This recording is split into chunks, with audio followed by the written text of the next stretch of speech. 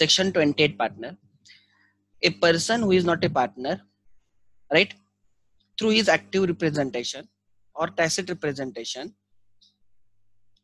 right, makes some other person, third party, to enter into contract with the firm, and that third party gives credit to the firm.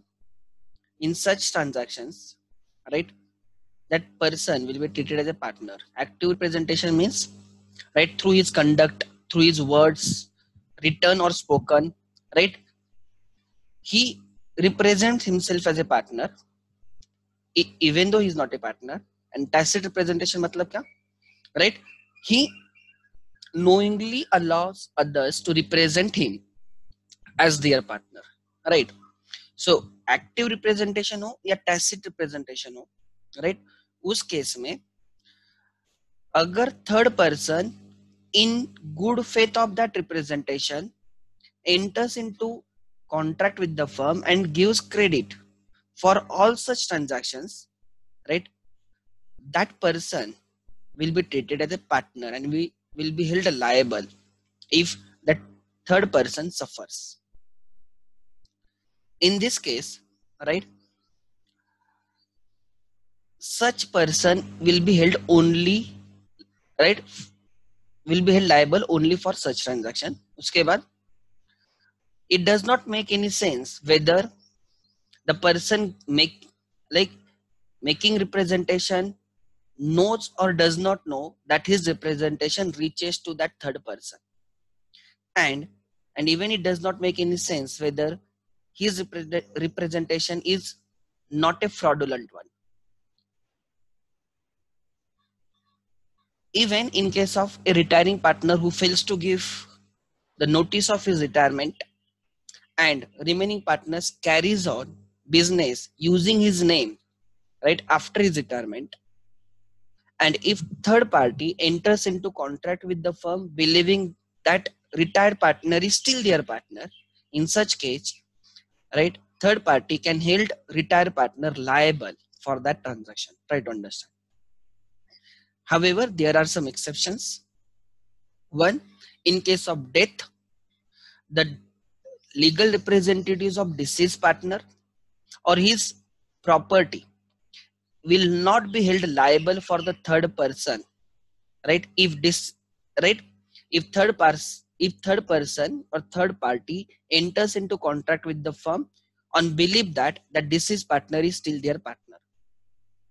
मतलब किसी की death हो जाती है and firm continues to use his name and third person in faith कि वो है और कॉन्ट्रैक्ट करता है, तो इस केस में डिसीज पार्टनर के लीगल रिप्रेजेंटेटिव्स और इवन डिसीज पार्टनर की प्रॉपर्टी इज नॉट लायबल. दूसरा है, जिस पर्सन को हम person by hold partner by holding out और पार्टनर बाय स्टॉपल कर पकड़ रहे हैं, लायबल कर रहे हैं, अगर वो खुद इंसॉल्वेंट हो गया तो in that case, right, there is an exception, he won't be held liable because वो खुद इंसॉल्वेंट है, उससे क्या रिकवर करोगे.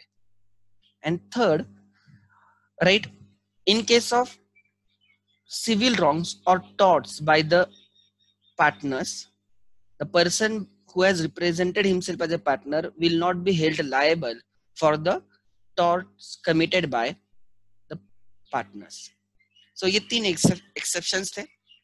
उसके बाद, right, हमने देखा कि the court will hold a person who has represented, right, as a partner liable, and his liability is to make the good loss of that third person by the principle of the subrogation and the quasi contracts. He can recover that amount from the actual partners if they are solvent. Overall ये process थी, right, ये section 28 की provisions थे.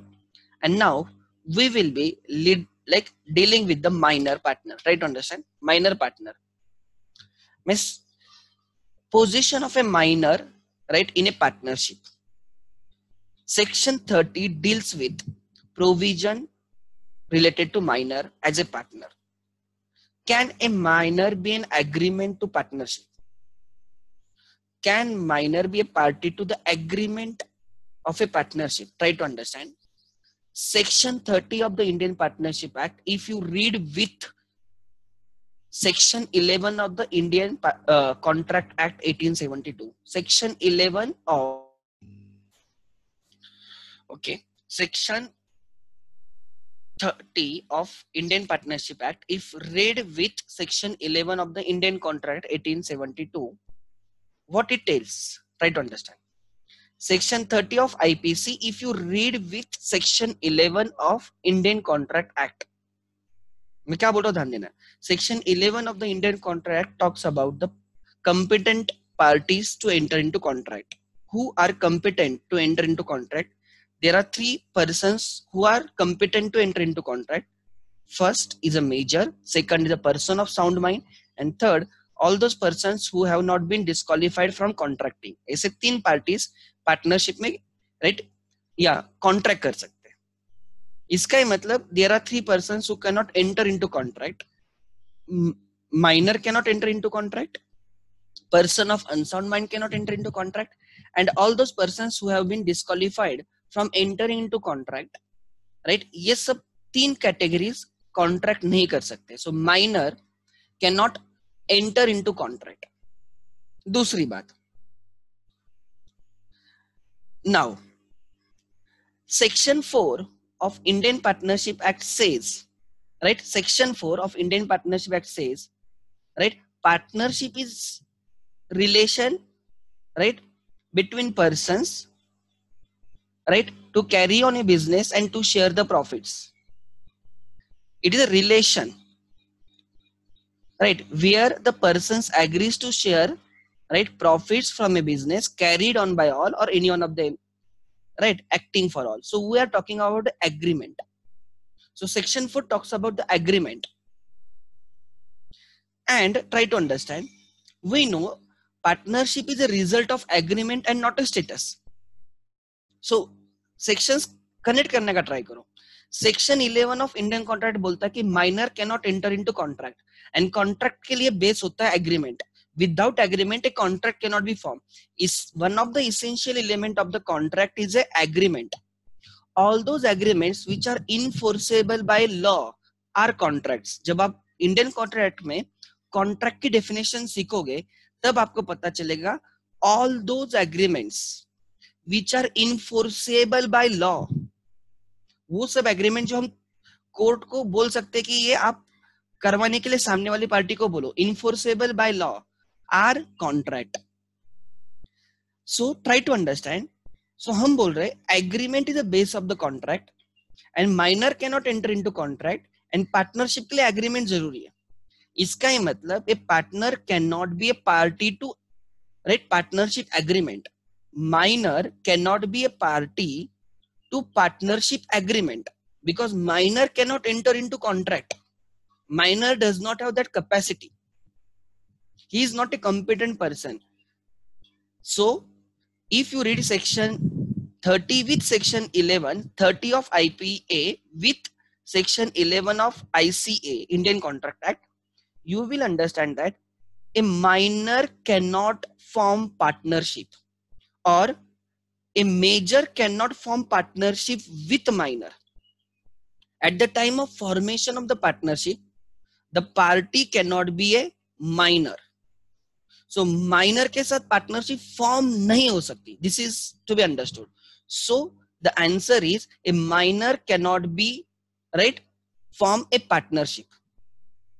However, right, a minor, try to understand, मैं क्या बोल रहा हूँ word, minor cannot be promiser, but minor can be promisee. Minor cannot be promiser. Minor किसी को promise नहीं दे सकता, but minor को हम promise कर सकते हैं for his benefit. Promiser and promisee. Example, मैं इसको bills के angle से समझाता हूँ. Drawer and drawee. Try to understand. Right, अगर मैं बिल ड्रॉ करता हूं, एग्जाम्पल मैं एग्जाम्पल दे रहा हूं, व्हाट डू मैं promiser and promising. I promise to pay you, I promise to pay you मतलब मैं प्रॉमिसर हूं और आप प्रॉमिसी हो. इस केस में minor can not be promisor but minor can be promisee. Minor नहीं बोल सकता I promise to pay you because that will be not valid. But minor को हम पेमेंट कर सकते हैं.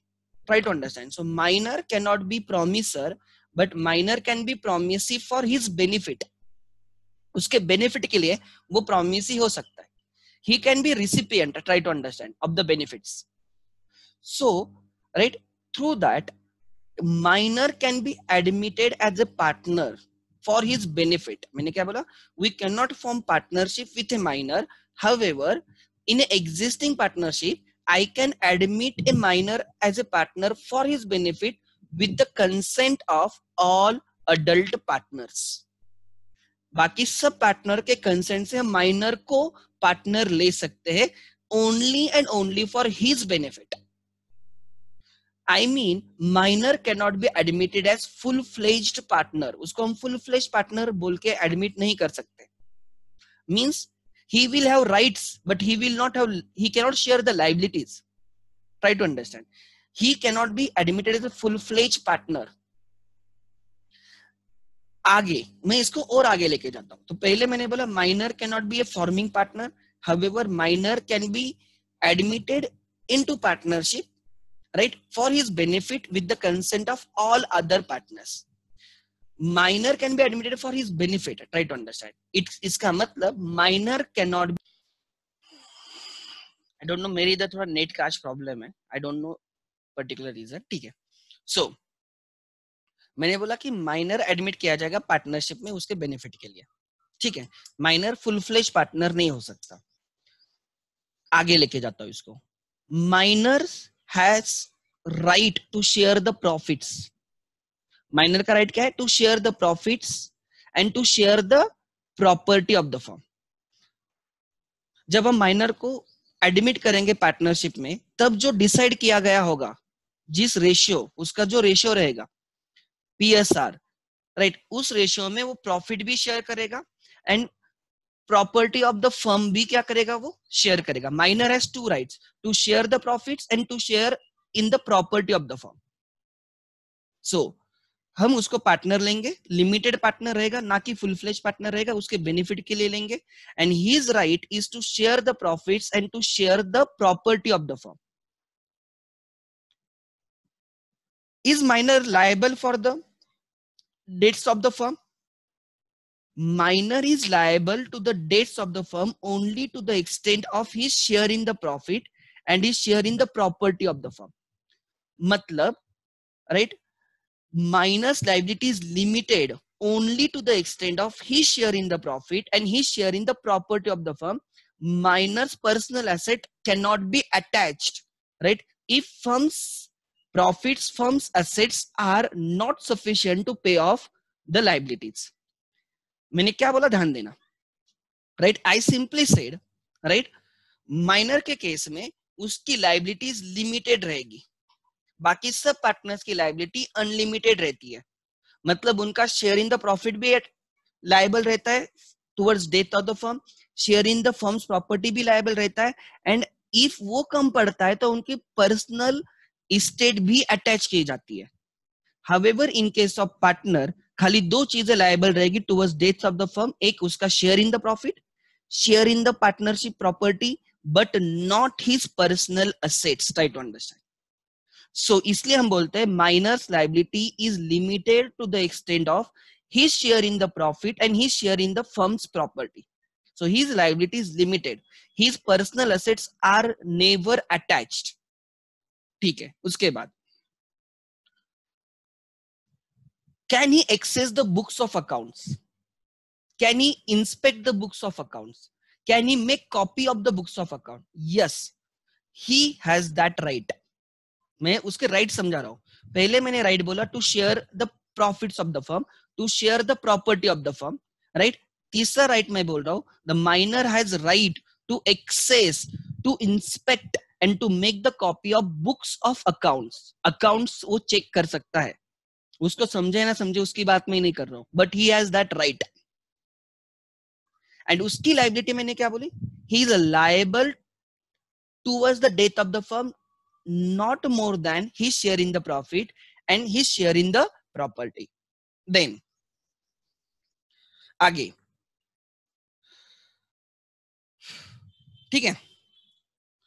उसके बाद सर अगर ऐसे हो जाता है कि पूरी फर्म इंसॉल्वेंट हो जाती है, फर्म इंसॉल्वेंट हो जाती है, पार्टनर इंसॉल्वेंट हो जाते हैं, तो उन पार्टनर्स में माइनर भी एक पार्टनर है, तो will court adjudicate minor as a insolvent? This can be a question, try to understand. क्या हो रहा है कि firm can not pay its liabilities and therefore firm is insolvent. अब हम पार्टनर के प्रॉपर्टीज अटैच करें, even partners are also insolvent. तो one of the partner, actually we can not attach the minor's personal assets. ठीक है. अब court बाकी partners को इंसॉल्वेंट डिक्लेयर कर रही है. Will it also mean partner is insolvent? No, partner can never be like declared as a insolvent. He can never be adjudicated as insolvent. भले ही बाकी पार्टनर्स फर्म इंसॉल्वेंट होने दो, partner can never be adjudicated as a insolvent. So ये मैं बोल रहा हूं जब वो माइनर है तब की पोजीशन बोल रहा हूं. जब वो माइनर है, जब हम माइनर को एडमिट करते हैं तो उसके 3 राइट्स है एंड उसके 2 लाइबिलिटीज है. ठीक है. अब ये एक बात हो गई. दूसरा, कभी ना कभी वो मेजर होगा. जिस दिन वो मेजर होगा, राइट, तब क्या होगा? Try to understand. On attaining the majority, on attaining the majority, that is after completion of 18 years of his age, right, he has to decide whether he want to continue as a partner or he want to discontinue from the firm.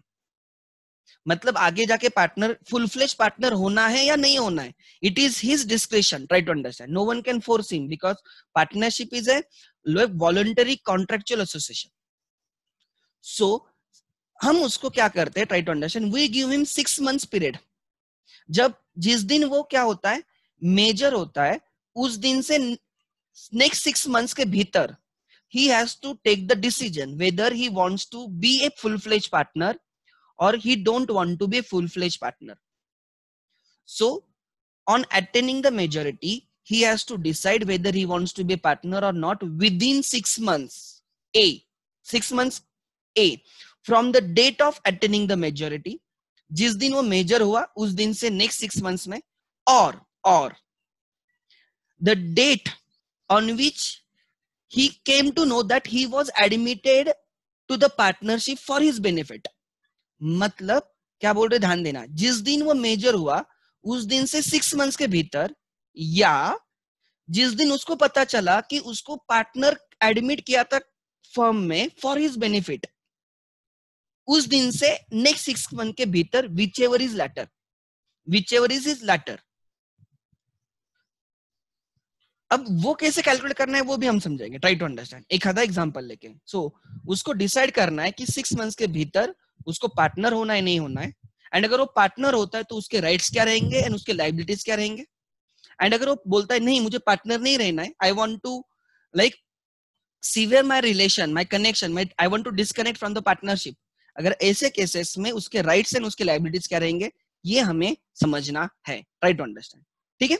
Now मैं एक एक provision ले लूंगा section 30 की. मैंने एक overview दिया है, अब हम इन डिटेल में हर एक प्रोविजन करेंगे. Right. I will share my screen. मैं पहले मेरी स्क्रीन शेयर करता हूं, एक सेकंड. जो भी डाउट से क्लियर हो जाएंगे, डोंट वरी.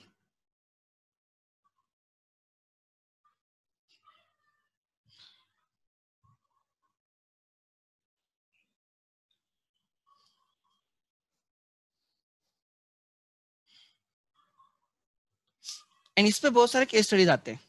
ठीक है.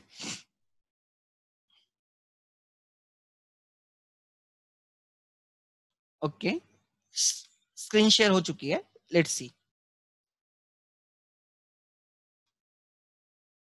सो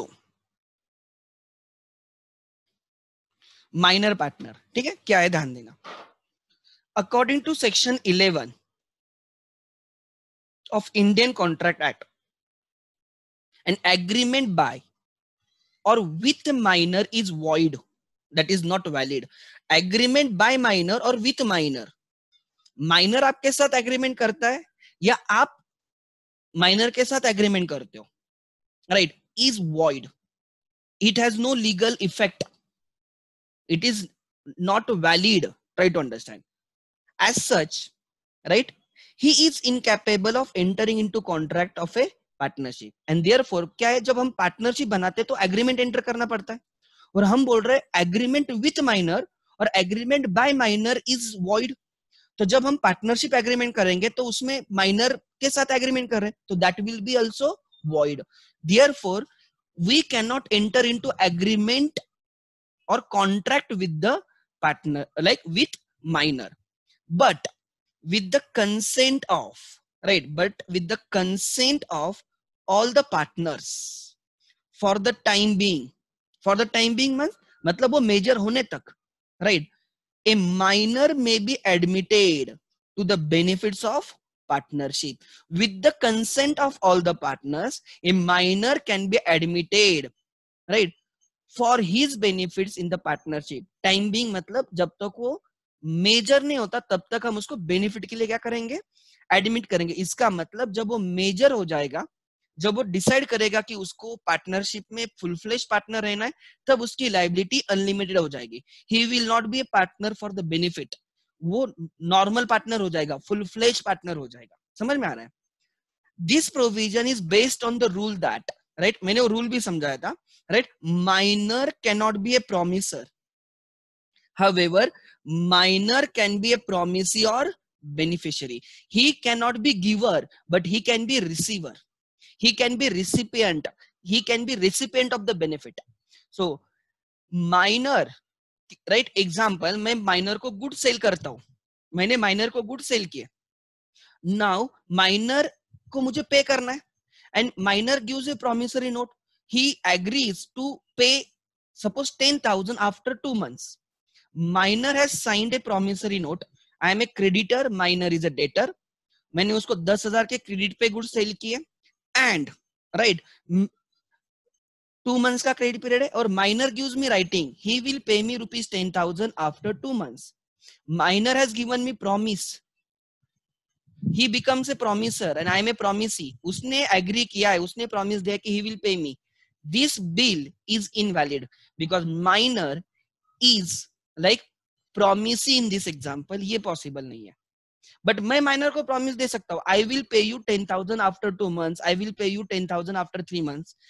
In this case, I am a promiser. Minor will be promisee. उसके benefit के लिए that is valid. So which is that rule कि minor को हम benefit के लिए ले सकते हैं. Minor cannot be a promiser. However, minor can be promisee or beneficiary. Right? It should, however, be noted that a new partnership cannot be formed with the minor partner. Because जब नई partnership बनेगी तो हम proper agreement enter करेंगे, and minor cannot be a party to the agreement. Minor cannot be party to the contract, and therefore नए firm में जब partnership form हो रही है तब हम माइनर को एडमिट नहीं, उसको पार्टनर नहीं ले सकते, बट बाद में एग्जिस्टिंग पार्टनरशिप में हम माइनर को पार्टनर बोल के ले सकते हैं with the consent of all the partners. Also there can not be partnership of minors among themselves as they are incapable of entering into contract. खाली माइनर्स लोगों ने पार्टनरशिप की, that can not be a partnership. The position of a minor as admitted towards benefits of the partnership firm may be studied under 2 heads. मैंने बोला before, when he is a minor, that is before attaining the majority and after attaining the maturity, right? So position before, right, attaining the majority, what are his rights and what are his liabilities before attaining the majority. इस period में he is a minor and he can always plead his minority. समझ में आ रहा है? तो ऐसे cases में उसके राइट्स क्या रहेंगे और उसके लायबिलिटीज क्या रहेंगे. Rights are 3. He has right to such share of the property of the firm. He has right to share of the property of the firm और of the profits of the firm as may have been agreed upon. जब सब partners ने उसको admit किया partnership में as a partner, तब जो decide हुआ था, जो शेयर उसके लिए डिसाइड हुआ था, उस शेयर के लिए उसका राइट है. तो he has a right to share the profits of the firm, he has right to share the property of the firm as agreed when he was admitted into partnership for his benefit. Then So this was his first right to share the profits and right to share the property of the firm. Second right, he has right to access, inspect and copy the accounts. He has second right, what? To access, to inspect and to copy the accounts of the firm, but not other books. Other books can be like secret books. Like उसमें आपके customers की information रह सकती है, आपके suppliers की information रह सकती है, other than books of accounts. Other books, I mean, right, other than your books of account. He has a right only to access books of account, not other books. ठीक है, उसमें आप secret books होते हैं बहुत सारे businesses के, जिसमें उनकी कॉन्फिडेंशियल इंफॉर्मेशन रहती है, राइट. वो information minor can not access. Minor can access only books of accounts and not other books. Then when, right, he is not given his due share of the profit, he has a right to file a case suit for his share in the property of the firm. अगर हम partner को profits नहीं देते, if other partners do not give him, right, share in the profit, क्या ध्यान देना, right, in that case, right, he has a right to file a case against other partners. अगर minor को उसका share in the profit नहीं मिलता है, right, share in the property नहीं मिलता है, in that case he can file case against other partners. But try to understand, अगर वो केस फाइल करता है, वो कब केस फाइल कर सकता है? Not being as a partner, he has to discontinue from the firm and then only he can file a case. Try to understand क्या बोला मैंने. अगर पार्टनर को उसका शेयर इन द प्रॉफिट नहीं मिलता है, he can file case against the partner, he can sue other partners. However, he can do only if he disconnects himself from the partnership. मतलब अगर उसको पार्टनर रहना है, he cannot file a case. समझ में आ रहा है? अगर उसको केस फाइल करनी है, he can no longer be partner. पहले उसको पार्टनरशिप से डिस्कनेक्ट होना होगा and then he can file case. आगे क्या लिखा है? But he can do so only if he wants to sever his connection with the firm.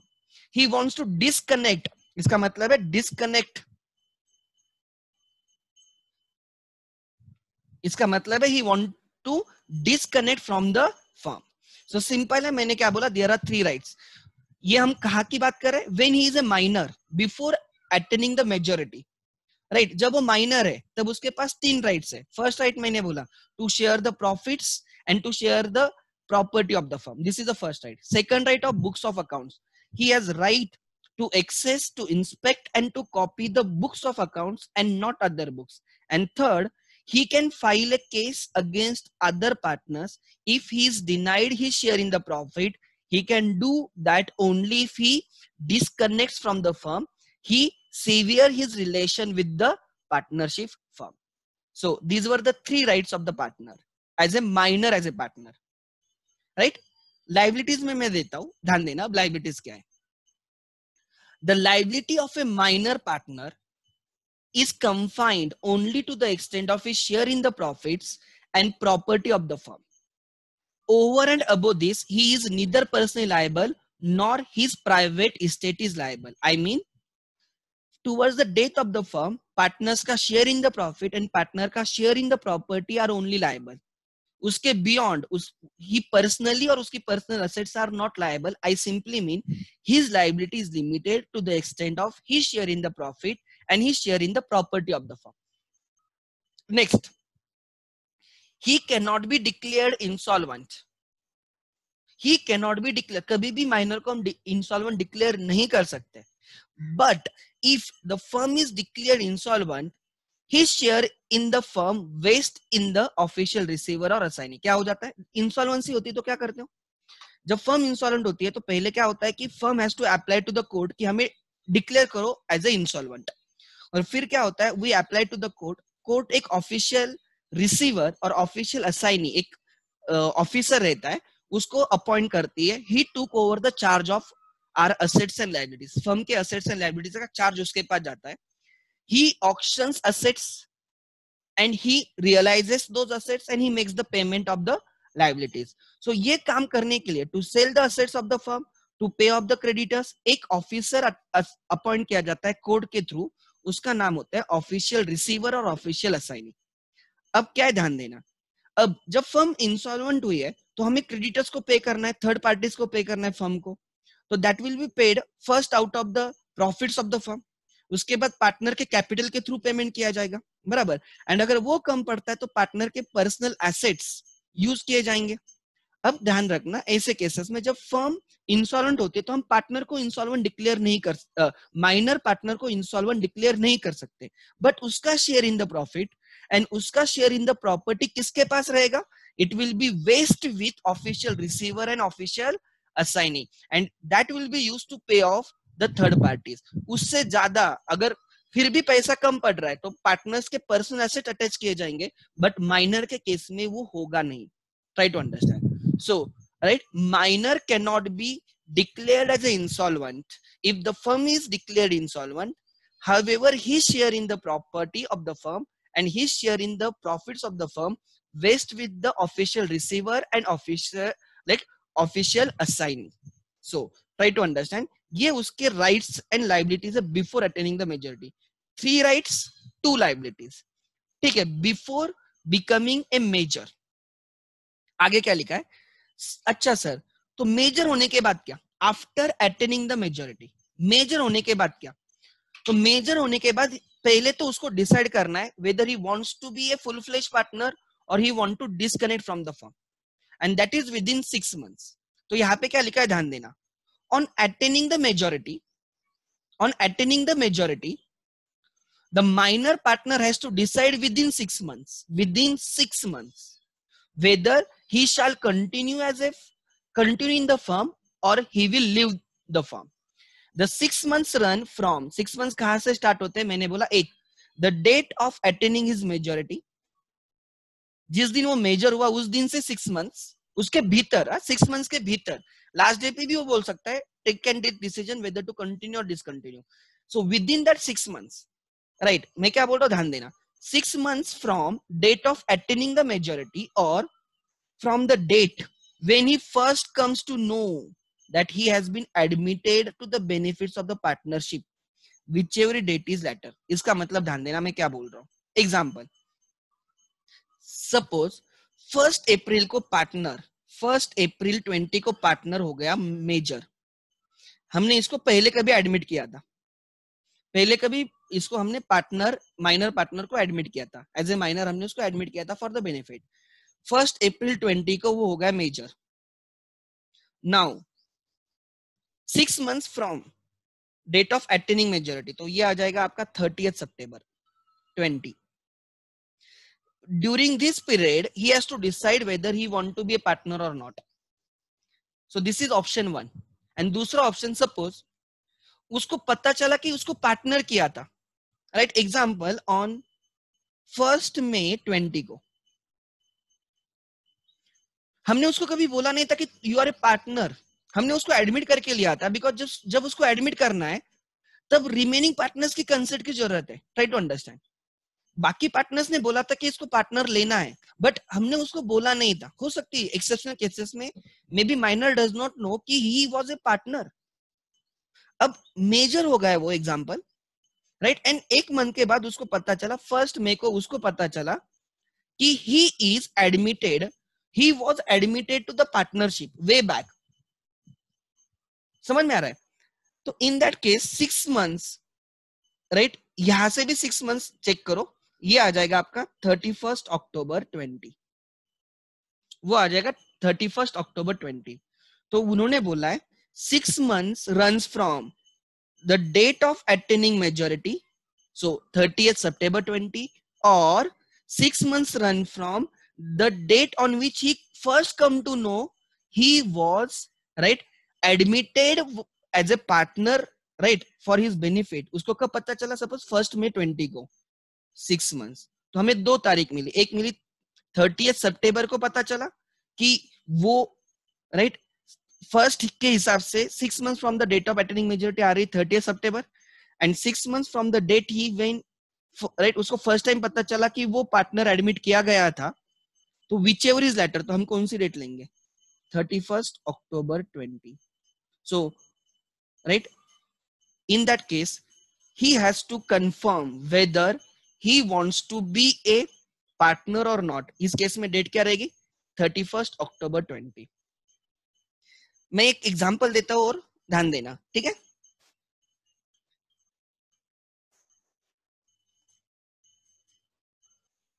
IPA, right? एक सेकंड। सो यहां पे मैं लिखता हूं date of attaining the majority, date of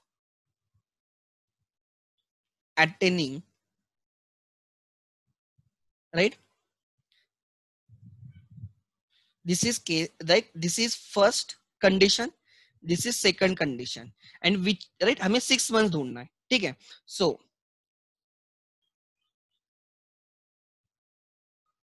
कैसे लिखूं? केस, एक सेकंड। 1 अप्रैल 20 को ही बिकेम मेजर, 1 अप्रैल 20 को ही बिकम मेजर। 1 अप्रैल 20 को ही आपने उसको बोला कि you were admitted as a partner, तुझे हमने पहले कभी पार्टनर किया था और आज हम तुझे बोल रहे हैं 1 अप्रैल 20 को ही। तो हमें 6 मंथ्स लेने, सो यहां से 6 मंथ्स क्या आएंगे?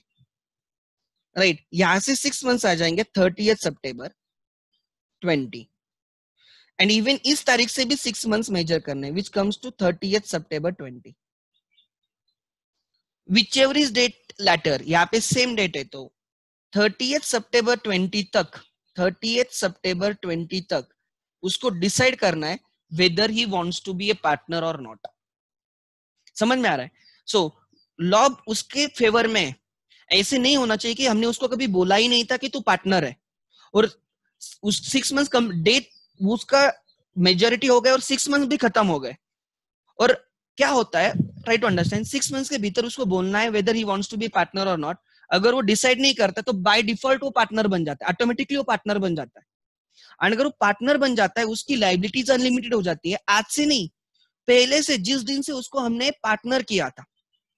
ट्राई टू अंडरस्टैंड मैं आपको क्या बोल रहा हूँ, ये ऐसे क्यों है, राइट? उसके पीछे लॉजिक है कि अगर 6 मंथ्स के भीतर अगर वो बोलता नहीं, वो डिसाइड नहीं करता कि he has to leave from the firm, वो बाय डिफॉल्ट क्या बन जाता है? पार्टनर बन जाता है। एंड कैसा पार्टनर बन जाता है? फुल फ्लेज पार्टनर बन जाता है। मतलब उसकी लाइबिलिटीज अनलिमिटेड होती है। उस दिन के बाद नहीं, जिस दिन से उसको पार्टनर किया था ना, उस दिन से, मतलब रिट्रोस्पेक्टिवली वो उसकी लाइबिलिटीज अनलिमिटेड हो जाती है। तो कोर्ट क्या बोलती है या लॉ क्या बोलता है? माइनर को सिक्योर कर रहे। तो यहाँ पे क्या है कि ऐसे ना हो कि हमने, बाकी पार्टनर्स ने उसको कभी बोला ही नहीं था कि वो उसको पार्टनर बोल के लिया है फर्म में, एंड वो मेजर हो गया और 6 मंथ्स भी लैप्स हो गए, और 6 मंथ्स हो गए मेजर होने के बाद, राइट? एंड 6 मंथ्स के बाद अपने आप वो क्या हो गया? पार्टनर हो गया, and he will be liable along with other partners from the date of his admission for the benefit. इसलिए ऐसे ना हो, राइट, फ्रॉडुलेंट इंटेंशन ना हो, इसलिए कोर्ट क्या बोलता है, एक तो जिस दिन वो मेजर हो रहा है उस दिन से 6 मंथ्स ले लो, या जिस दिन उसको पता है, जिस दिन उसको पता चला कि वो पार्टनर लिया गया था, उस दिन से 6 months, and whichever is later लिया है, विच एवर अर्लियर नहीं है, विच एवर इज लेटर। तो मैंने एग्जांपल में लिखा कि 1 अप्रैल को वो मेजर हुआ, उसी दिन आपने उसको बोला, राइट, हमने तुझे पहले ही क्या किया था? पार्टनर बोल के लिया था। Now, 6 months from the date of attaining the majority, 6 months from the date when he came to know that he was admitted as a partner, whichever is date later, तो 30th September तक he has to decide whether he want to be partner or he does not want to be partner. If he decides to leave, he has to give public notice.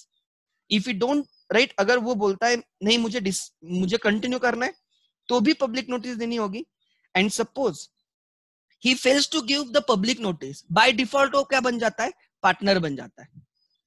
अब second example लेता हूं, 1 अप्रैल 20 को, right, ही became major. हमने उसको 1 मई 20 को, बाकी partners ने बोला कि हमने तुझे पहले ही, जब तू माइनर था तभी तुझे क्या किया था? पार्टनर बोल के एडमिट किया था। अब वो उसको इतना लेट क्यों बोल रहे हैं? वो उनकी मर्जी है, ठीक है? लॉ उसको सेफ कर रहा है। अब उसको कब पता चला रे कि वो पार्टनर बना है? राइट, उसको वो पार्टनर है कब पता चला? उसको 1 मई को पता चला। तो लॉ बोलता है उस तारीख से 6 मंथ भी मेजर करो। तो from the date of attaining majority, वो डेट आती है 6 मंथ्स आते, राइट, 30th सितंबर, एंड फर्स्ट में से आ जाएगा 31st अक्टूबर 20। तो कोड बोलता है कि he has time whichever is date later, तो वो 31st अक्टूबर 20 तक उसको डिसाइड करना है। देखो 1 अप्रैल को वो मेजर तो हो गया, उसने बर्थडे वगैरह मनाया होगा, बट उसको पता ही नहीं कि वो पार्टनर है, तो 6 मंथ तो ऐसे भी चले जाएंगे। तो लॉ ने लिखी डेट विचएवर इज लेटर, तो उसके डेट, उसको टाइम सोचने के लिए 6 मंथ मिलने ही चाहिए, उसको सोचने के लिए कम से कम 6 मंथ मिलने चाहिए। उसको कब पता चला? 1 मई को, तो 1 मई से 6 मंथ का बेनिफिट मिला उसको, ना कि 1 अप्रैल से। अच्छा, हमने वो 1 अप्रैल को क्या हुआ, पार्टनर हुआ, एग्जाम्पल, सॉरी 1 अप्रैल को मेजर हुआ, एंड हमने उसको पहले कभी, एग्जाम्पल हमने उसको 2018 में ही कब तो बोला था कि तुझे हमने पार्टनर लिया, 2018 में हमने उसको पार्टनर ले लिया, और तभी बोला you are a partner for the benefit. अब कोर्ट क्या बोलती है, ट्राई टू अंडरस्टैंड। सपोज हमने इसको 1 अप्रैल 18 को बोला था, 2018 को, अब फर्स्ट के हिसाब से डेट आएगी 30th सितंबर 20, एंड सेकंड के हिसाब से डेट आ जाएगी 30th सितंबर 18। लॉ ने क्या बोला, ट्राई टू अंडरस्टैंड, लॉ की वर्डिंग समझना। 6 मंथ्स का पीरियड है, 6 मंथ्स का पीरियड है, a from the date of attaining the majority, और from the date when he first came to know that he was admitted as a partner. He became major on 1st April 20. उसको पता चला कि, उसको पहले ही पता चल गया था कि वो पार्टनर है, 1 अप्रैल 18 को ही पता चला था, 20 में वो मेजर हो गया, तो 6 मंथ्स 30th सितंबर 20 और 30th September 18, whichever is date later, 30th September 20. तो he has to decide in third case by 30th September 20.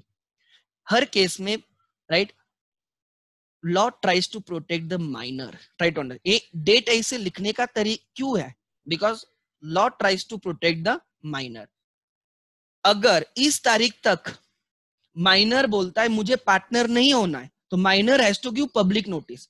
जब तक माइनर पब्लिक नोटिस देगा नहीं कि उसको पार्टनर नहीं रहना है, किस लिए पब्लिक नोटिस देनी है? I don't want to be a partner, then he is no longer partner। तो इस तारीख तक, सपोज उसने लास्ट डे पे पब्लिक नोटिस दे दी, लास्ट डे पे, तीनों केसेस में लास्ट डे पे पब्लिक नोटिस दी। फर्स्ट केस में उसकी डेट थी 30 सितंबर तक उसको डिसाइड करना था, सेकंड केस में कब तक डिसाइड करना था, 31 अक्टूबर तक, थर्ड केस में कब तक, 30 सितंबर तक। इस तारीख तक, राइट, उसने कुछ नहीं किया, और लास्ट डे पे सपोज उसने पब्लिक नोटिस दी, he don't want to be continue as a partner, तो on that date, right, he will not be a partner, and उस दिन तक भले ही माइनर तो यहां तक था, 1 अप्रैल तक था, बट इस तारीख तक उसको माइनर बोला जाएगा फॉर द, राइट, पार्टनरशिप। तो इस तारीख तक वो माइनर रहेगा, and his rights and liabilities will, इस तारीख तक के जो उसके राइट्स एंड लाइबिलिटीज है, right, will be like minor only. मतलब भले ही इस पीरियड में वो एज वाइज मेजर था, फिर भी फॉर दिस पार्टनरशिप उसको क्या माना जाएगा, माइनर माना जाएगा। मतलब इस पीरियड में जो भी ट्रांजैक्शंस हुए हैं इस 6 मंथ्स में, उन सब ट्रांजैक्शंस के लिए वो माइनर ही माना जाएगा। मतलब इन ट्रांजैक्शंस के लिए उसकी लायबिलिटी लिमिटेड रहेगी। अगर इस पीरियड में फर्म अगर इंसॉल्वेंट होती है, right, he can not be adjudicated as a insolvent. समझ में आ रहा है? उस he has right to share the profits, to share the property, right, as decided between the partners. He has a right to inspect, copy, access the books of accounts and not other books, and right, he can sue the other partners, right, if he decides, because वैसे भी उसने क्या decide किया, he don't want to be a partner, he can file a case against other partners if they don't give him his share of the profit. So try to understand, age wise वो major हो चुका है, but right, उसको major नहीं माना जाएगा, because within 6 months he decided not to be as a continue as a partner. तो जिस दिन वो पब्लिक नोटिस देगा, ऑब्वियसली उसके बाद पब्लिक नोटिस देगा वो, राइट, जिस दिन तक वो पब्लिक, राइट, जिस दिन वो पब्लिक नोटिस देगा कि मुझे पार्टनर नहीं होना है, उस दिन तक उसको माइनर ही माना जाएगा, भले ही वो एज वाइज मेजर क्यों ना हो। एंड नहीं सर, अगर उसने इस दिन नोटिस ये बोलता है नहीं मुझे मेजर होना है, नहीं I want to be partner, तो एक्चुअली उसको मेजर माना जाएगा जिस दिन से वो पार्टनर किया ना, उस दिन से मेजर माना जाएगा। मतलब उसकी liabilities will be unlimited from the date he was admitted as a partner. अब मैं एग्जांपल और इसको और डिटेल में एग्जांपल लेता हूं, try to understand. Suppose right, किसी एक को हमने 1 जनवरी 18 को पार्टनर किया था, एज ए माइनर पार्टनर किया था, फर्म पहले से एग्जिस्टिंग में रहेगी, और 1 जनवरी 18 को हमने किसी को क्या किया, माइनर बोल के एक माइनर को पार्टनर कर दिया with the consent of other partners. हमने इसको 1 अप्रैल 18 को बोला कि हमने 3 मंथ्स पहले तुझे पार्टनर बोल के एडमिट किया एज ए माइनर, ठीक है, 1 अप्रैल 18 को हमने उसको बोल दिया। So the first time when he came to know that he was admitted as a partner is 1 April 18। अब राइट, वो मेजर हो गया कब, वो मेजर हो गया 1 अप्रैल 20 को। तो 6 मंथ्स हमें ढूंढने हैं। फर्स्ट क्लॉज कहता है 6 months from the date of attaining the majority, तो वो आता है आपका 30 सितंबर 20, और 6 months from the date he first came to know that he was admitted as a partner, वो आता है आपका 30 सितंबर 18।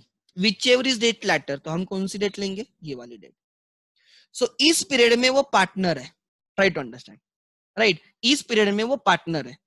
आज ये तारीख है 30 सितंबर 20, आज तारीख है, इस तारीख पे वो मेजर हुआ, हमने उसको पीरियड दे दिया, 6 मंथ्स का बेनिफिट दे दिया कि तू डिसाइड कर तुझे पार्टनर होना है नहीं होना है। इस तारीख में वो बोलता है no I don't want to be partner, I don't want to be partner, तो ये पूरे 1 जनवरी 18 से 30 सितंबर 20 तक वो माइनर माना जाएगा। वो क्या माना जाएगा, माइनर। भले ही इस तारीख पे वो मेजर हुआ है, इस तारीख पे वो मेजर हुआ है, इस पीरियड में भी हम उसको माइनर ही बोलेंगे। His rights and liabilities will continue as a minor partner. उसके 3 राइट्स एंड 2 लाइबिलिटीज कंटिन्यू रहेंगे। Are you getting my point? From मतलब ये पूरे पीरियड में उसको माइनर ही माना जाएगा। आप बोलोगे सर इस दिन वो मेजर हो गया, फिर भी आप उसको माइनर क्यों बोल रहे हो? बिकॉज हमें उसके 6 मंथ्स का टाइम लिमिट दिया है। जैसे बिल्स ऑफ एक्सचेंज में 3 ग्रेस डेज होते हैं, ऑन सिमिलर बेसिस माइनर के केस में 6 मंथ्स का बेनिफिट रहेगा। तो उस 6 मंथ्स में अगर वो बोलता है मुझे पार्टनर नहीं रहना है, तो जिस दिन वो बोलेगा मुझे पार्टनर नहीं रहना है, उस तारीख तक वो माइनर है। उसके बाद तो आपका पार्टनर है ही नहीं, मतलब जितने दिन वो था वो माइनर बोल के ही था, जितने भी दिन वो आपके साथ था वो माइनर बोल के ही था। ठीक है, दिस इज वन। अगर वो बोलता है no I want to be partner, yes मुझे पार्टनर रहना है, तो ये पूरे पीरियड में उसको मेजर बोल के ट्रीट किया जाएगा। इस पूरे पीरियड के लिए उसको मेजर पार्टनर बोल के ट्रीट किया जाएगा।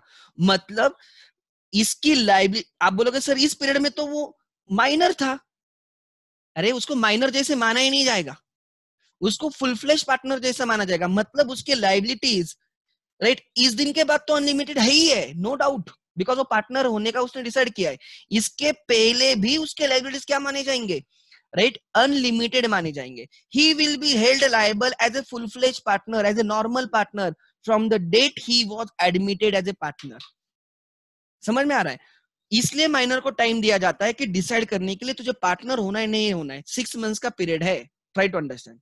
अगर वो बोलता है मुझे पार्टनर नहीं होना है, तो उस तारीख तक वो माइनर ही है हमारे लिए। एंड अगर वो बोलता है कि मुझे पार्टनर होना है, तो जिस दिन उसको एडमिट किया वहां से वो हमारे लिए मेजर है। Are you getting my point? So this is very important. So ये 6 मंथ्स का बेनिफिट क्यों है? सो राइट, मैं यहाँ पे आता हूँ, क्या नोट्स में लिखा है ध्यान देना यहाँ पे। ठीक है, मैं क्वेश्चंस ले लूंगा, होल्ड करो। राइट, अभी पूरा सेक्शन कंप्लीट नहीं हुआ है। Position on attaining the majority, right, अगर जब वो मेजर होगा तो क्या होगा? मैंने बोला on attaining the majority the minor partner has to decide within the 6 months whether he shall be continue as a partner और he will leave the firm, and this 6 months will run from a the date of attaining the majority और ठीक है, from the date when he first comes to know that he had been admitted to the benefits of the partnership, whichever is date is latter. हमने उसको partner admit किया और हमने कभी उसको बोला ही नहीं, वो मेजर भी हो गए, 6 मंथ्स भी खत्म हो गए, और हम उसको बोल रहे तू लायबल है, तू लायबल है, लायबल। वो बोलेगा अरे मुझे बोला, मुझे सोचने के लिए कितना टाइम मिला, राइट? सिंपल है ना, अगर मुझे पता होता तो मैं सोचता ना। सो ट्राई टू अंडरस्टैंड, इसलिए लॉ ने दिया है, राइट? जिस दिन उसको पता चला वो भी डेट समझ, और विच एवर डेट लेटर दी, अगर उसको पहले ही पता था तो, राइट, मेजर होने के पहले ही पता था तो हमारे लिए क्या रहेगा, खाली ए रहेगा। क्या ध्यान रखना, अगर वो मेजर होने के पहले he had knowledge about his partnership, like as a partner, तो हमारे लिए खाली क्लॉज ए एप्लीकेबल रहेगा, from the date he attaining the majority. Clause B actually कब काम में आएगा, मेजर होने के बाद अगर उसको पता चलता है कि he was admitted earlier as a partner, तो पीरियड बी से स्टार्ट होगा हमारे लिए, एक्चुअल देखा जाए तो ए इज एप्लीकेबल। ऐसे लिखा नहीं कहां पे, बट हम कैलकुलेशन के थ्रू समझ सकते हैं कि A is applicable when mine, right, that minor had knowledge about his admission before he attains the majority, and B is applicable when, right, minor, right, gets knowledge about his admission after attaining the majority, because इस period में इसके हिसाब से जो date आएगी, B के हिसाब से जो डेट आएगी, वो क्या रहेगी, लेटर डेट रहेगी। आगे विद इन दिस पीरियड, उस जो भी पीरियड आपको मिलता है उस पीरियड में, मे बी ए के हिसाब से, मे बी बी के हिसाब से, he should give public notice of to become or not to become a partner. If partner fails to give notice, sir 6 months का पीरियड के एंड में partner fails to give notice, तो क्या होगा, partner will be treated as, right, that minor will be treated as a partner. So अगर, try to understand, sir मैं minor हूं और मुझे पार्टनर होना है, तो मैं नोटिस दूं या ना दूं? अगर तू नोटिस नहीं भी देता है ना तो भी तू पार्टनर हो जाएगा on expiry of that period. क्या बोला, ध्यान देना, माइनर को पार्टनर होना है तो उसने नोटिस देनी चाहिए, नहीं देनी चाहिए? दी तो अच्छी बात है कि तुझे पार्टनर होना है, नहीं देता है तो भी वो पार्टनर हो जाएगा on completion of the period. But अगर माइनर को पार्टनर नहीं होना है बाद में, तो ही मस्ट गिव नोटिस कि he don't want to be partner, otherwise automatically वो क्या हो जाएगा, पार्टनर हो जाएगा।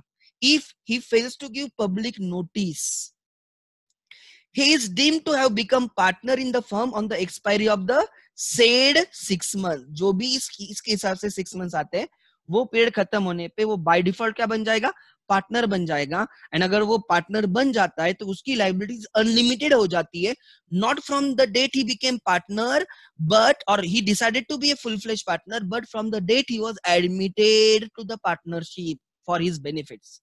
आगे क्या लिखा है, the burden of the proof that he had no knowledge of the admission until a particular date after the expiry of the 6 months of the attaining the majority lies on the person ascertaining the fact। इसका मतलब क्या, try to understand,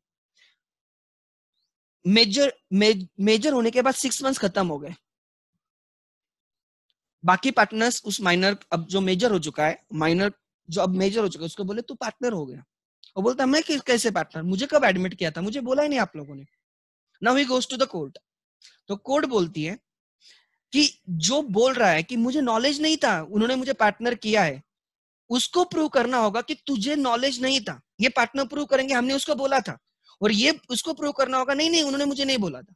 try to understand क्या लिखा है, the burden of the proof that he had no knowledge of the admission until a particular date after the expiry of the 6 months of the attaining the majority lies on the person who ascertaining that fact। बोल रहा है मुझे knowledge नहीं था। ये problem कब आएगा, try to understand, हमने कभी उसको बोला ही नहीं था, 6 मंथ्स खत्म हो गए, मेजर, राइट, मेजर होने के बाद 6 मंथ्स खत्म हो गए, एंड उससे, राइट, उसको पता ही नहीं है, वो अपने दुनिया में, और बाद में आप बोल रहे हैं तू तो पार्टनर है, you are liable, not from the date जब से हमने तुझे लिया था। बोल रहा है अपने मुझे बोला क्या कि मैं पार्टनर हूं, तो जब ये बोल रहा है I had no knowledge, you have to prove that you had no knowledge. समझ में आ रहा है, कोर्ट फिर उस पर रिस्पॉन्सिबिलिटी डाल रही है कि prove that you had no knowledge. Try to understand rights and the liabilities of minor after attaining the majority. अब क्या होता है, try to understand, 3 rights and 3 liabilities. Rights वही है, राइट्स कुछ अलग नहीं है, ध्यान देना। His rights and liabilities will be similar to full fledged, जैसे full fledge partner rights and liabilities होते हैं, वैसे उसके रहेंगे। नो ही नो, अब जब उसने राइट डिसाइड किया राइट कि मैं पार्टनर हूं, तो उसके राइट्स एंड लायबिलिटीज क्या रहेंगे? Right, same as a full fledge partner.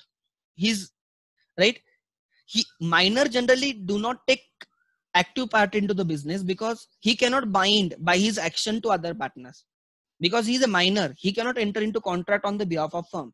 But जब वो मेजर हो जाएगा एंड जब वो डिसाइड करेगा मुझे पार्टनर होना है, तो obviously now he can act. तो full fledge partner can act but minor can not act on the behalf of firm. Try to understand. Now this full fledge partner will act and at the same time minor की liability limited थी, अब इसकी liability क्या हो जाएगी? Right, unlimited हो जाएगी, like any other full fledge partner. He becomes personally liable to third parties for all the acts of the firm done since he was admitted to the benefits of the partnership unless altered by the agreement. If nothing is decided, जैसे उसको right उसको क्या किया जाएगा? आपको आप उसको पहले दिन से उसको क्या करोगे? पार्टनरशिप के एक्ट्स के लिए लायबल करोगे and that liability is unlimited. His share in the profits and the property of the firm, right, is the share to which he was admitted as a minor. क्या बोला? ध्यान देना sir. फिर उसका profit sharing ratio क्या रहेगा?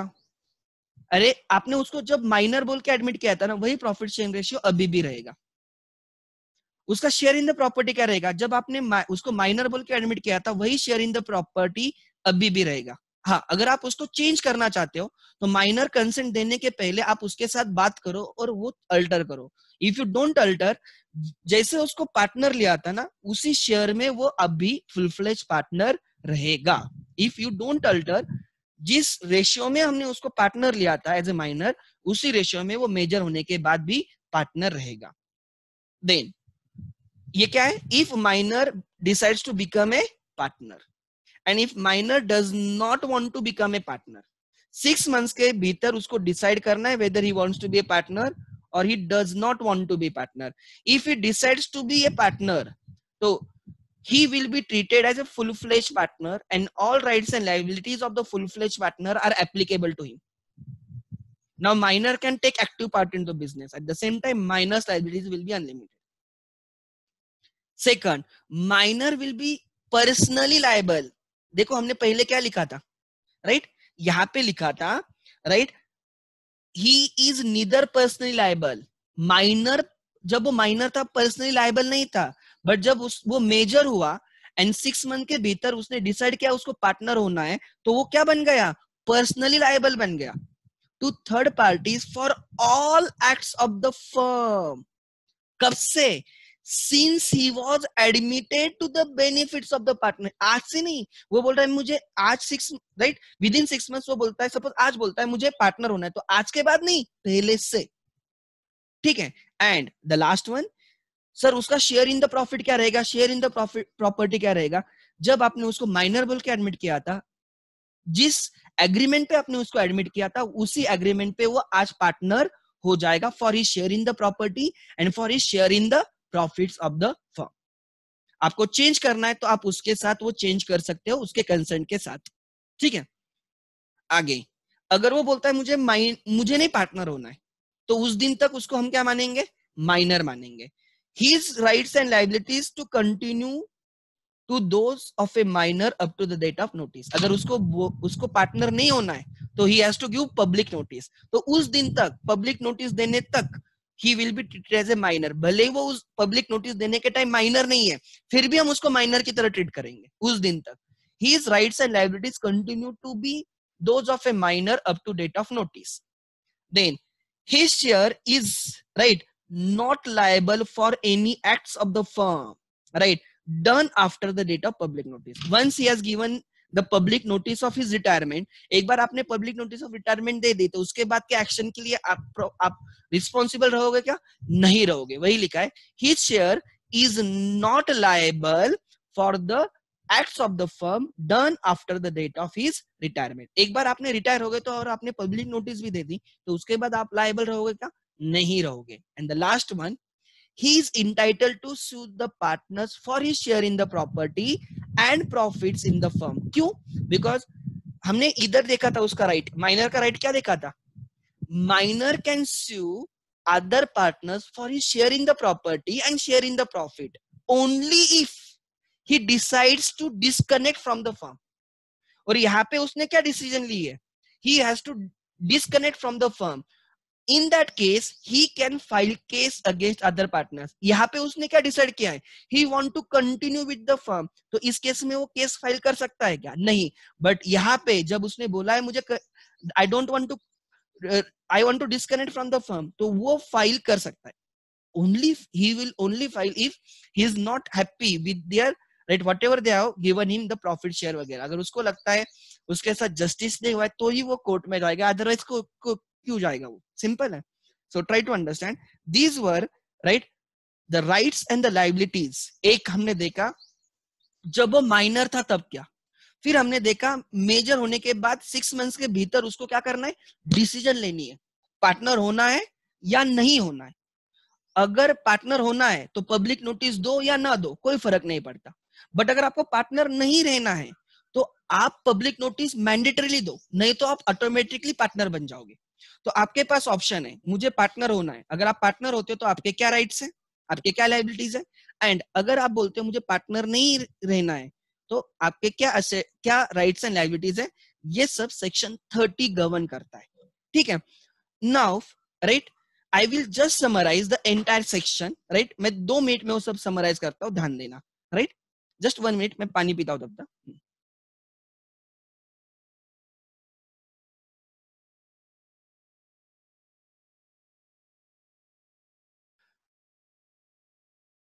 Okay, right? Who is a minor partner? A person who has not attained the majority age. वो कहाँ पे लिखा है? Right? Under Indian majority act 1875. ये मैंने पहले भी बोला था. इंडियन मेजोरिटी एक्ट 1875 में like a person of a like Indian domicile becomes major on attaining the 18 years of his age. तो इंडिया के लिए 18 years is the age of majority. So if a person is not of 18 years of age, he is treated as a minor and you can admit him into partnership for his benefits. You cannot form partnership with him, but you can admit him to the existing partnership. This is on a ground that minor cannot be promisor, but minor can be beneficiary, minor can be promisee. ठीक है. Then अगर आप minor को partner admit करते हो तो right what are his rights and what are his liabilities? He has 3 rights and he has 2 liabilities. कौन कौन से? First right he has right to share the profits and to share the property of the firm as agreed between the partners. when partners में क्या decide हुआ था right बाकी partners में right वो राइट उसके हिसाब से उसको share in the profit and share in the property मिलेगा. ठीक है. दूसरी बात, he has right to access the books, inspect the books and take the copy of books of accounts and not other books. And third, right, he can sue other partners for his share in the firm, right, share in the property of the firm and share in the profits of the firm only if he decides to disconnect from the partnership. अगर उसको continue करना है partnership तो he cannot file case against those partners. Then these were 3 rights as a minor. Liabilities, right? His liability is limited to the extent of his share in the profits and his share in the property of the firm. He is not personally liable. Even his personal property is not liable to the debts of the firm. Means his liability is limited. And second liability, right? If firm is declared insolvent, a minor does not become insolvent. Court cannot declare minor as an insolvent. However, his share in the property and his share in the profits of the firm will be with the officer. That officer is called as official receiver or official assignee, and that will be used to pay off the debts of the firm. और वो ऊपर वही लिखा था कि his liability is limited. ठीक है. Then अब कभी ना कभी वो मेजर होगा तो within 6 months A from the date of attaining the majority, or right the date right when he first came to know he was a partner. So उसमें right ध्यान देना, this is first case A, clause A, ठीक है, clause A and clause B. If this date of attaining the majority and this date when he first come to know that he became partner, if try to understand, if clause B date is earlier than clause A date, मतलब major होने के पहले उसको पता था कि वो partner है, तो हमारे लिए 6 मंथ्स कहां से एप्लीकेबल रहेंगे? From the date he became major, because that 6 months की बाद की डेट लेटर डेट रहेगी. अगर clause A date is earlier than clause B date, मतलब वो मेजर हो गया और उसके बाद उसको पता चला कि उसको पार्टनर बोल के एडमिट किया था जब वो माइनर था तब, तो उस केस में लेटर डेट कहां से आ जाएगी? क्लॉज बी के हिसाब से आ जाएगी, राइट? ये वाली डेट के हिसाब से हम 6 मंथ्स कैलकुलेट करेंगे. Try to understand. सो वही मैंने यहाँ पे बोला है कि 6 मंथ्स के भीतर from the date you become the major और the date right when you first come to know that you had been admitted as a partner, whichever is later जो डेट आएगी उस डेट के भीतर right he has to decide whether he want to be partner or he does not want to be partner. अगर उसको partner नहीं होना है तो don't forget to give public notice. एक बार आपको पार्टनर होना है, you forget to give public notice, चल जाएगा, बट अगर आपको पार्टनर नहीं होना है तो never ever forget to give public notice, because if you forget to give public notice automatically आप क्या बन जाते हो? फुल फ्लेज पार्टनर बन जाते हो. सो फिर आपके पास दो ऑप्शंस थे, पार्टनर बनना है नहीं बनना है. अगर आप बोलते हो मुझे पार्टनर बनना है तो ऐसे समझो कि आप मेजर हो from the date you admitted as a partner. ऐसे समझो जिस दिन से आपको पार्टनरशिप में लिया था ना, आप तब माइनर थे, तब दिन से आप मेजर की तरह माना जाएगा आपको. इसका मतलब right your rights and liabilities will be similar to full fledge partners, right? You will be held personally liable for all the debts of the firm from the date you became partner and not from the date you decided to become partner. उस time आपको partner लिया गया और इस day पे आपको partner, आपने decide किया मुझे पार्टनर होना है. Try to understand. उस दिन बाकी सब पार्टनर्स ने, all partners, adult partners decide किया कि आपको पार्टनर लेना है, एंड इस दिन पे आपने डिसाइड किया कि आपको पार्टनर होना है. There is a difference. Try to understand. तो you will become personally liable from the date you had been admitted to partner. उस दिन से आपको पर्सनली लायबल रखा जाएगा. एंड आज से आपका प्रॉफिट शेयर क्या रहेगा? The same as it was agreed when you had admitted as a partner, minor partner. ठीक है? एंड अगर आप बोलते हो नहीं सर हमें नहीं पार्टनर होना है, तो क्या किया जाएगा?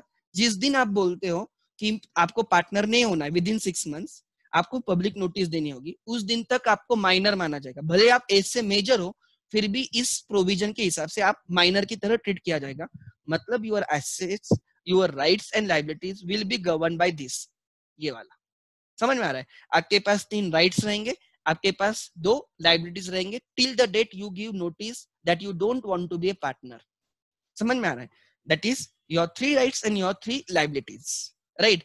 देन वैसे भी आप छोड़ के जा रहे हो एंड अगर you are not satisfied with the settlement of the accounts, in that case अब बिकॉज आप जा रहे हो तो आपका अकाउंट सेटल करना होगा, and if you are not satisfied you can file a case against the remaining partners. Because first case में जब आप माइनर थे तब मैंने क्या बोला था? You can file a case only if you decide to disconnect from the partnership. और यहाँ पे आप एक्चुअली क्या हो रहे हो? डिस्कनेक्ट हो रहे हो, तो you have to file a, you can easily file a case because you are decided to leave the firm. But अगर आप बोलते हो मुझे पार्टनर हो रहना है and if even if you are not satisfied with the settlement, actually वहां पे सेटलमेंट की जरूरत नहीं होगी, राइट? यहाँ पे ट्राई टू अंडरस्टैंड, ये जो केस है, if you decide to be partner there is no discontinuation of the partnership continue हो रही है. आप और यहाँ पे अगर आप बोलते हो मुझे नहीं करना है पार्टनरशिप कंटिन्यू, तो यहाँ पे रिलेशन चेंज हो रहा है. यहाँ पे क्या हो रहा है? राइट? पार्टनरशिप एज इफ जैसे पहले से चल रही वैसे ही चलती रहेगी. यहाँ पे henceforth you will be no longer partner. So right? अब ये पूरा था. अब आप मुझे पूछ सकते हो एक एक question. I will take 1 question each. ठीक है? 1 सेकंड. मैं पहले देखता हूं, एक एक लेता हूं, रुको, ठीक है। नेक्स्ट, वेस्ट मतलब क्या? वेस्ट मतलब, राइट, उसके हाथ में रहेगा, ट्राई टू अंडरस्टैंड, उसके पास रहेगा, उसको बोलेंगे suppose my property lies with you, lies with you, I will say my property vest with you, vest का मतलब lies with him, so the share in the property of the minor and share in the profits of the minor will waste with the official assignee, means it will lie with him, उसके कब्जे में रहेगा, उसके पास रहेगा। Sir फिर partner होने के बाद कैपिटल भी कंट्रीब्यूट करना पड़ेगा क्या? देखो, जब हम उसको पार्टनर लेंगे ना, ऑब्वियसली ऐसे नहीं कि हम उसी हिसाब से चलेंगे, ऑब्वियसली हम उसके साथ डिस्कस करेंगे, we will ask him to bring capital वगैरह, सब चीजें हो जाएगी, राइट। अगर कुछ नहीं होता है तो वैसे ही वो चलेगा, ठीक है। देन आगे, उसके बाद, हाँ, अच्छा एक एक क्वेश्चन मैं लेता हूं। हाँ ओजस बोल। सर 6 मंथ दिए थे माइनर पार्टनर को, उस बीच में वो अनसाउंड हो गया कोई रीजन से, हाँ, तो भी फिर उसको अज्यूम क्या है, अज्यूम करके उसको ऐसे रखा जाएगा कि उसको कंपलसरी उसके लीगल रिप्रेजेंटेटिव अरे वो को। अगर अनसाउंड हो गया तो वैसे भी ही can not become partner later on, तो वैसे तो भी, फिर हाँ तो क्या, नोटिस का, नोटिस नोटिस की लीगल रिप्रेजेंटेटिव देगा या अज्यूम हो जाएगा फिर वो? आइजिम ही हो गया ना, बिकॉज वैसे भी unsound partner can not, unsound person can not be your partner. Okay. Actually minor भी पार्टनर नहीं होना चाहिए, but there is an exception कि minor can be admitted, unsound mind के लिए कभी वो एक्सेप्शन है ही नहीं। एग्जाम्पल, अगर कोई अनसाउंड माइंड का पर्सन हो जाता है ना, इन that case, right, in that case बाकी पार्टनर्स अप्लाई कर सकते हैं कोर्ट को कि हमारी फर्म डिसॉल्व करो, बट अब minor partner do not carry on A business, तो इस केस में कोर्ट भी बोलेगी कि बाकी पार्टनर्स बिजनेस कर सकते तो डिसॉल्व नहीं होगी, तो उसको निकाल दिया जाएगा, ट्राई टू अंडरस्टैंड, ओके। ठीक है। ओके। सो अनसाउंड पर्सन, अगर कोई अनसाउंड पर्सन हो गया तो बाय डिफॉल्ट वो रिटायर हो गया, ऐसे ही हो गया ना हमारे लिए, हम उसका अकाउंट सेटल करेंगे, not more than that, we can not held him per se liable. अच्छा नेक्स्ट क्वेश्चन इज, हाँ सही हम बोल रहे हैं, एक सेकंड, हाँ सही हम बोल, हेलो। हाँ मतलब सर माइनर को एडमिट करते वक्त माइनर की कंसेंट जरूरी नहीं होती है क्या? नहीं ना, क्या लिखा है, minor is admitted to the partnership with the consent of all other partners. और माइनर की ओके। कंसेंट कैसे, माइनर को क्या समझता है तब तो उसकी कंसेंट लेने वाला है। ओके, अरे अगर सो मतलब बाकी पार्टनर से कंसेंट दे दी कि हाँ इसको माइनर लेना है, हाँ तो फिर मेजोरिटी उसके नहीं बाद चाहिए, मेजोरिटी नहीं, सब बाकी हाँ। सब पार्टनर्स ने बोलना चाहिए इसको लेना ही चाहिए, तो ओके ओके, और फिर उसके बाद प्रोसेस क्या होती है मतलब उसको माइनर पार्टनर एडमिट करने की? हाँ तो तुम लोग डिसाइड करोगे ना उसका प्रॉफिट शेयर क्या रहेगा, राइट, तो ओके उस एंगल से हम उसको ले लेंगे। जनरली क्या होता है, ये कहाँ पे होता है कि suppose A and B are the partners, and A का लड़का है एंड वो बोलता है कि चलो इसको हम पार्टनर ले लेंगे, उसको सिखाएंगे भी हम सब चीजें, बिजनेस कैसे करना है क्या करना है, मीनवाइल वो सीखेगा और बाद में वो बिजनेस चलाएगा हमारे लिए। ऐसे केसेस में जनरली होता है, एक्सेप्शनल ओके केसेस में होता है, try to understand. And but अगर ऐसे है, अगर आप लेते हो तो आप ले भी सकते हो, मैं नहीं बोल रहा हूँ कि नहीं ले सकते हो, कोर्ट बोलता है आप उसको ले सकते हो but with some limitation. And जब वो, कभी ना कभी तो आपको उसको बोलना पड़ेगा ना कि तू पार्टनर है, या तो आप जब उसको माइनर पार्टनर, उसको जब पार्टनरशिप में लिया उसी दिन आपने बोला या उसके बाद बोला या मेजर होने के बाद बोला, तो वो देखा जाएगा। तो अकॉर्डिंगली हम 6 मंथ्स कैलकुलेट करेंगे। He will not take active part in to the day to day business, उसका रीजन ये है because he can not bind other partners, try to understand, समझ में आ रहा है। सो वो बाकी काम देख सकता है अगर इफ ही हैज नॉलेज, और ही वो बाकी काम संभाल सकता है, बट उसके लिए हम उसको लेते हैं ऐसे नहीं, मे बी हम उसको लाइक ट्रेनिंग के लिए लिए हैं, या मे बी ऐसे है कि डिसाइड हुआ था, एग्जाम्पल 4 पार्टनर थे, एक की डेथ हो गई और 3 बोलते हैं चलो इसका बेटा है हम उसको ले लेंगे, right, we will support his family, अच्छे खासे दोस्त थे तो उसके बेटे को ले लिया और बाद में उसको पार्टनर करेंगे, तो उसको ले लिया। ऐसे केसेस में हो सकता है, एक्सेप्शनल केसेस में आप ले सकते हो।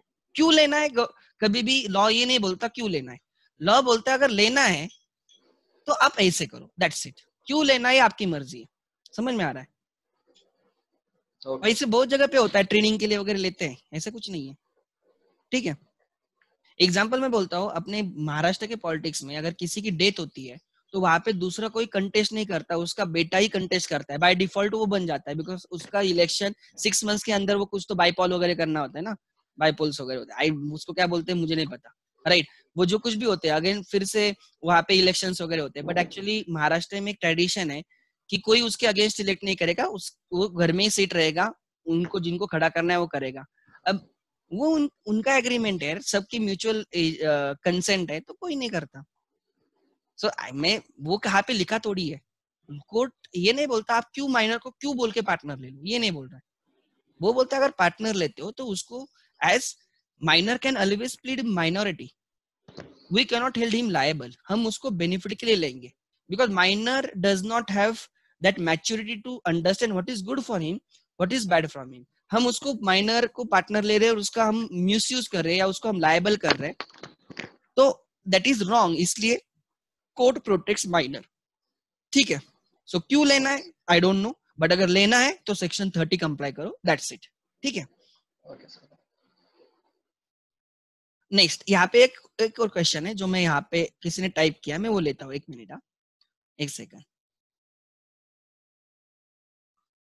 So if he come to know that he is a partner later on after attaining the majority, what about his previous share in the profit? Can he claim it? Obviously he can claim it. Try to understand, right? क्या बोल रहा हूँ ध्यान देना, right? अगर उसको पता चला कि वो पार्टनर है, अगर उन्होंने actually they should give him profit, share in the profit, जो भी जब से उसको लिया दिया है, बट अगर उसको वो शेयर नहीं देते, अगर उसको शेयर वो देते ही नहीं, उसको पार्टनर ले लिया बट उसको शेयर नहीं दे रहे, एक्चुअली ऐसे होना नहीं चाहिए, बिकॉज अगर आप उसको पार्टनर लिए तो ऑब्वियसली आप बुक्स ऑडिट कर रहे होंगे, सब कर रहे होंगे, तो ऑब्वियसली आपको ये भी पूछेगा, राइट? आपने ऑडिट करते टाइम सीए भी पूछेगा आपको कि अरे आपने अगर उसको डीड में लिखा है उसको शेयर देना है तो आप उसको क्यों नहीं दे रहे हो, that can be one question. या आप वो प्रॉफिट्स प्लग बैक कर रहे हो, जो कुछ भी है, he can claim that only if, अगर वो मांगेगा कि मुझे प्रॉफिट दे दो, अगर पार्टनर डिनाई करते हैं तो he can file case only if he disconnect from them. समझ में आ रहा है? उसको उस पार्टनरशिप को छोड़ना होगा, फिर केस डालनी होगी। अगर उसको उनके साथ कंटिन्यू करना है तो he can not file case against them. Try to understand, ऐसे है तो लॉ वैसे बोलता है तो हमें वही फॉलो करना होगा। आगे next, sir what do you mean by unless alter by agreement? ठीक है, एक्चुअली ये जो वर्ड टाइप हुआ है ना, अनलेस अल्टर बाय एग्रीमेंट, ये एक्चुअली मुझे यहाँ पे नहीं टाइप करना था, ये मुझे नीचे टाइप करना था यहाँ पे, ये गलती से मैंने ही चेंज किया है। 1 मिनट, मैं आपको चाहिए तो आप आपके इधर भी चेंज कर देना, ठीक है? यहाँ पे जो लिखा है ना अनलेस अल्टर बाय एग्रीमेंट, ये नीचे होना चाहिए था, गलती से उधर हुआ है। आई सिंपली मीन, देखो अनलेस अल्टर बाय एग्रीमेंट मतलब मैंने बोला जब मेजर होने के बाद उसने बोला मुझे पार्टनर होना है and nothing is else decided, बाकी कुछ डिसाइड नहीं है कि उसका शेयर क्या रहेगा, बाकी क्या रहेगा, कुछ नहीं डिसाइडेड है। तो अगर हमें उसको प्रॉफिट देना है तो हम किस हिसाब से प्रॉफिट देंगे? जब उसको हमने माइनर लिया था, माइनर था तब उसको जब पार्टनर बोल के लिया था, तब जो शेयर था वही शेयर आज चलेगा। बट अगर आपने आज वो चेंज किया है तो राइट नया शेयर एप्लीकेबल होगा, ना कि old share. Actually this phrase was not supposed to be here, actually वो नीचे होनी चाहिए थी, राइट? इधर होनी चाहिए थी। He is his share in the property and the profits of the firm is the share to which he was entitled to as a minor partner. Example, पहले जब वो माइनर था, इसके बाद वो बोला मुझे पार्टनर होना है, इसके पहले वो माइनर है, ठीक है? ऐसे समझो। तो यहाँ पे उसका शेयर सपोज 1/3 था, इसके बाद भी उसका 1/3 रहेगा if nothing is decided. But बाद में पार्टनर बोलते नहीं तेरा शेयर 2/3 रहेगा, तो ही विल बी 2/3, या बोलते तेरा शेयर 1/6 रहेगा, तो ही विल बी 1/6 पार्टनर, राइट? अगर ऐसे कुछ अलग डिसाइड नहीं होता है कुछ, तो he share will continue to be 1/3, ठीक है? जनरली क्या होगा जब हम उसको बोलेंगे ना कि अब तुझे डिसाइड करना है विद इन 6 मंथ्स क्या करना है क्या नहीं, तो वो भी उनसे बात करेगा, चलो मैं अगर पार्टनर होता तो अब मेरा क्या रोल रहेगा, राइट? मेरा कितना प्रॉफिट शेयर रहेगा, मुझे कितना कैपिटल देना होगा, सब चीजें डिसाइड होगी ना। तो ऑब्वियसली जनरली एग्रीमेंट अल्टर होगा, बट अगर एग्रीमेंट अल्टर नहीं होता है तो जो पहले प्रिवेल करता था ना वही आज भी प्रिवेल करेगा, ऐसे है उसका मतलब, ठीक है। देन अनलेस अदरवाइज अल्टर्ड, इसका मतलब पार्टनर्स जब वो बोलता है मुझे पार्टनर होना है, मुझे कंटिन्यू करना है, एंड तब अगर पार्टनर डिसाइड करते कि हम अब सब चीजें चेंज करेंगे, राइट, हम पीएसआर चेंज करेंगे, हम कैपिटल कंट्रीब्यूशन चेंज करेंगे, हम राइट्स एंड लायबिलिटी चेंज करेंगे, लाइक तू मार्केटिंग देख, राइट, उसको भी कुछ काम देते हैं, राइट्स शेयर करते हैं, अगर वो चेंज होता है तो हम उसको बोलेंगे वो अल्टर हो गया। इफ नॉट सच हैपन्स तो वो रिमेन सेम, ऐसे, ठीक है। अच्छा, इसके सिवा किसके क्वेश्चन है, प्लीज आस्क मी। देखो यहाँ पे क्या लिखा है, मैं बेयर एक्ट दिखाता हूँ आपको, लास्ट 5 मिनट्स, यहाँ पे ये सेक्शन खत्म हुआ है basically, right. Bare act section 30 क्या लिखा है देखो, right, minors admitted to the benefits of the partnership, section 30, a person who is a minor, अब पार्टनरशिप एक्ट नहीं बोलता कौन माइनर है कौन मेजर है, ये बोलता है Indian majority act 1875, a person who is a minor according to the law to which he is subject, तो इंडियन डोमिसाइल किसकी, कौन से लॉ के लिए सब्जेक्ट है, Indian minority, sorry, Indian majority act 1875, according to that act 18 years is the age of, right, majority. So a person who is a minor may not be may not be partner, minor cannot be partner, but with the consent of all the partners, बाकी जो सब partners है उनके सबकी consent है, majority की बात नहीं कर रहे, all the partners for the time being till he become, वो 6 months जब उसके कंप्लीट होंगे वो डिसीजन लेने तक basically, right, he may be admitted to the benefits of the partnership. This is right subsection 1 of the section 30. आगे देखो second में क्या लिखा है, such minor has a right to such share of the property and of the profits of the firm as may be agreed upon. जब उसको हमने partner लिया था, जब जो भी पीएसआर डिसाइड हुआ था वो पीएसआर उसका रहेगा, right, and he may have access to inspect and copy the accounts of the firm. Then ये उसके राइट्स है, this talks about rights. Then such minor share, ये लायबिलिटी की बात कर रहा है, right, such minor share is liable for the acts of the firm but minor is not personally liable for such acts, ठीक है। सो ये लायबिलिटी की बात कर रहा है। Such minor may not sue the partners, such minor may not file a case against the partner for account or payment of his share, right, of the property or profits of the firm, save मतलब मैंने बोला except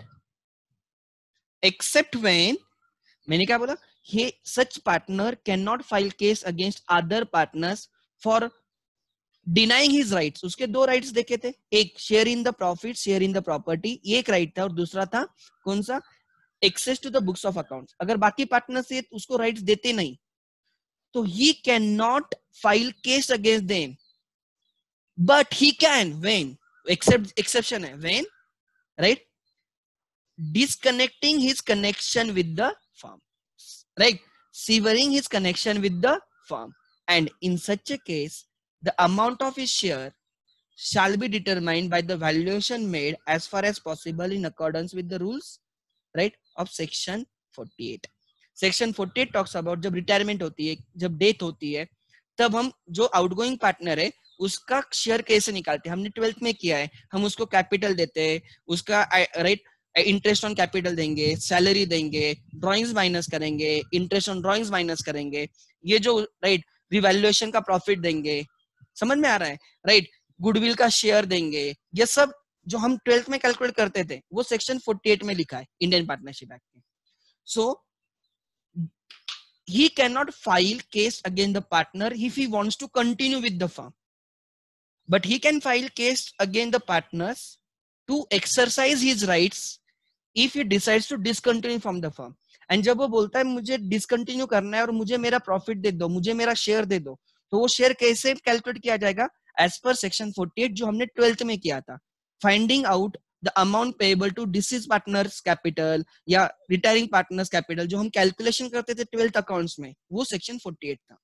ठीक है, आगे at any time, right, ये किसके बारे में बात की कि can minor file case against partners और नॉट? तो answer is minor can not file case if he wants to continue with the firm.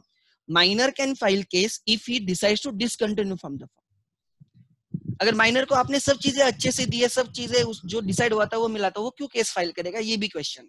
अगर वो चला भी जाएगा तो भी केस फाइल नहीं करेगा।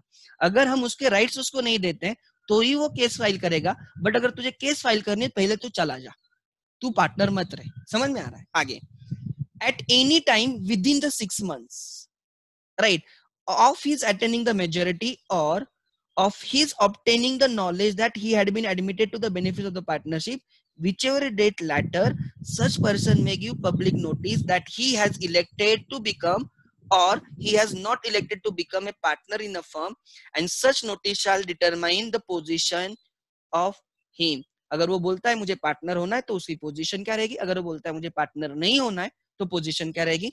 What is provided? What is exception? If he fails to give such notice, he shall become a partner in the firm on the expiry of said 6 months. Failure to give notice is treated as you have become partner. 6 में क्या लिखा है? Subsection 6 में, right? Where any person has admitted as a minor, where any person has been admitted as a minor to the benefits of the partnership, right? The burden of proving the fact that such person had no knowledge of such admission until a particular date after the expiry of the 6 months, right, of attaining the majority shall lie on the person asserting the fact. Minor को prove करना होगा कि उसको पता नहीं था कि उसको माइनर बोल के, राइट, ऑब्वियसली मेजर होने के बाद उसको प्रूव करना होगा। माइनर लेटर बिकम मेजर, तो उसको प्रूव करना होगा कि उसको जब माइनर था तब पार्टनर किया था। He has to prove that I had no knowledge. समझ में आ रहा है? आगे where such person becomes partner, where such person becomes partner, उसने क्या डिसाइड किया? मुझे पार्टनर होना है। वो दो तरीके से कर सकता है, by giving notice he wants to be partner, और by not giving notice, right, he can become a partner. So partner बनने के लिए नोटिस की जरूरत नहीं है, मैंडेटरी नहीं है, बट अगर पार्टनर नहीं होना है तो नोटिस देना जरूरी है। His rights and liabilities as a minor continue up to the date on which he becomes a partner, right? But he is also liable personally, right, to the third parties for the acts of the firms done since he was admitted to the benefits. उन्होंने क्या बोला है? His rights and liabilities as a minor continue up to the date on which he becomes partner. उसका profit share वगैरह जिस दिन तक वो माइनर है तब तक चलेंगे, बट उसकी लाइबिलिटीज क्या बन जाएंगे? अनलिमिटेड बन जाएंगे from the date he was admitted into partnership. His share in the property and the profits of the firm shall be the same, right, the share to which he was entitled as a minor. उसका PSR same रहेगा जब हमने उसको minor किया था तब, if you don't alter. Then 8 क्या बोलता है? If he decides not to become a partner, क्या लिखा है उन्होंने? ध्यान देना, right. His rights and liabilities shall continue to those of a minor under the section, right, till the date he gives public notice. जिस दिन वो public notice देना मुझे पार्टनर नहीं होना है, उस दिन तक हम उसको माइनर ही मानेंगे। Then his share shall not be liable for the future acts of the firm, right, that is acts done by the firm after the notice. He shall be entitled to sue the other partners for his share in the property and profits according to subsection 4. यहाँ पे subsection 4 में हमने क्या बोला था? He cannot file case against the partner, but if he has to file the case, he has to leave from the firm, and यहाँ पे he has decided to leave from the firm, therefore he can file a case, right? Such person cannot be held as a section 28 partner.